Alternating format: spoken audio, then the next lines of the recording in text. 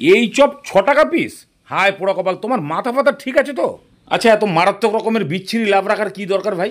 মানে এই শীতকালটা চলে গেলেই মঙ্গল গ্রহে একটা জায়গা কিনে প্রমোটিং করার ইচ্ছা আছে নাকি? বাপ রে বাপ!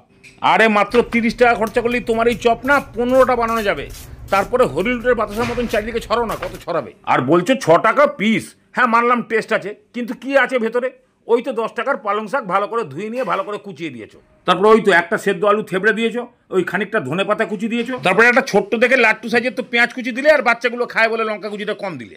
তারপরে 1 চামচ আদা কুচি, কঞ্জুসদের মতন হাফ লেবুর রস, হাফ চামচ হলুদ গুঁড়ো, আর সব থেকে বাজে লাগলো আমার যে বাঁ হাত থেকে পরিষ্কার না করে জোয়ানটাকে রোগড়ে দিয়ে দিলে।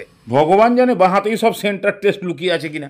ও একটুখানি গোটা জিরেও তো দিলে দেখলাম, তারপরে 1.5 চামচ বেসন, 1 চামচ চাল গুঁড়ো, আর আন্দাজ করে নুন, আর তো কিছু দিলে না। এবার সত্যি করে বুকে হাত দিয়ে বলো তো দেখি এর মধ্যে কত খরচা হলো? বাস এবার তো এটাকে চটকিয়ে ভালো করে মেখে দিয়ে একদম ফুলুরির মতন তেলে ছেড়ে দেবে। বাস এবারে খালি কাজ হচ্ছে মিডিয়াম ফ্লেমে ওই কোনো রকমে একটুখানি ভাজা ভাজা হবে, বাস তারপরে তুমি তেল ছেঁকে তুলে নেবে। আমি তো খালি তোমাকে হিসাব দেখাচ্ছি তুমি 6 টাকা নেবে কেন, আর পাবলিক তোমার থেকে 6 টাকায় নেবে কেন? বাড়িতে বানিয়ে খাবে। ওই তো আবার কয়েকটা কড়াইতে ছেড়ে দিলে, আর আগে যেগুলো তুলেছিলে গ্লাসের পেছন দিক দিয়ে ভালো করে ঠুকে চ্যাপটা করে দিলে। এবারে কড়াইয়ের গুলো হালকা ভাজা হলে তুলবে, আর এই চ্যাপটাগুলো একদম ফুল হিটে ছাড়বে। এই তো তোমার খেলা। এবার এরকম ভাবে ডবল ভাজলে তো যে কোনো চপ একদম মুচমুচে ক্রিস্পি হয়ে যাবে। এই তো 10 টাকার পালং শাক, আর সব মিলিয়ে 10 টাকা হবে।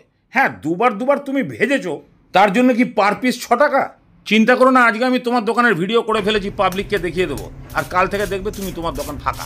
আপনারা যারা যারা দেখলেন একবার বানিয়ে খাবেন তো, একদম হেভি মুচমুচে সুপার টেস্ট। 4খানা নেবেন, গরম ভাতে একটু নুন দিয়ে মাখবেন, দেখবেন হাপুর হুপুর করে সব ভাত শেষ।